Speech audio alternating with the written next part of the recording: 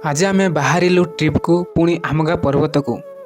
मो सांग मान पाखे तो टंका बाइक अच्छी से माने एकला हेकला दूर ट्रिप जाती किंतु सढ़ा मैंने मत नियंतीनि कहीं मो पाखे टंका नहीं बोली मो सड़ा टंका ना गाड़ी ना से ट्रिप निज पर्वत को जावाक पड़ुछि।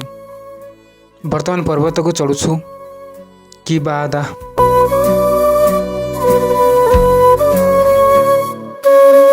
आज आमे 4 जन भयंकर एंजॉय करी आसीबू। बात कुछ समझ न आए कमी का हमने पाई। मो ट्रिप को आसला परे गोटे कथा जानी पारिली साथी भल तिले यात्रा आपे आपे सुंदर।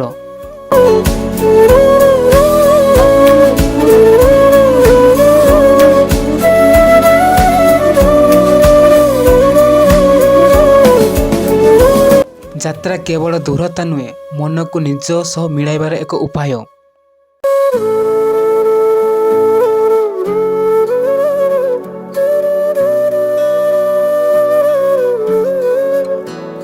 देखंतु आमर खाद्य लो बजेट जहाँ भी हो मोर 2 सान भाई माने निज पॉकेट बाहर करी खाइबा आनिसंती देखिकी दिल खुश लागिला मते।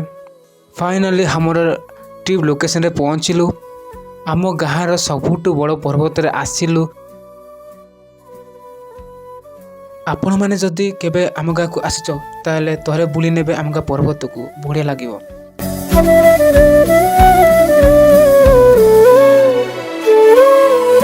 बर्तमान आम मिठाई खाऊचु देखंतु देखि पारथिबे।